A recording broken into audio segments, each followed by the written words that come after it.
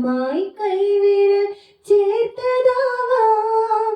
മിഴികളിൽ കുറുകുന്ന പ്രണയമാ പ്രാവിൻ്റെ ചിറകുകൾ മെല്ലെ പിടഞ്ഞതാവാം.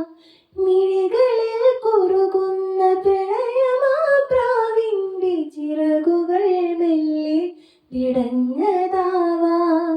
താനേ തുറക്കുന്ന ജാലകച്ചില്ലിൽ നിഴൽ ചിത്രം തെളിഞ്ഞതാവാം. പിന്നെയും പിന്നെയും ആരോഗ്യനാവിൻ്റെ പടി കടന്നെത്തുന്ന പദനിസ്വനം.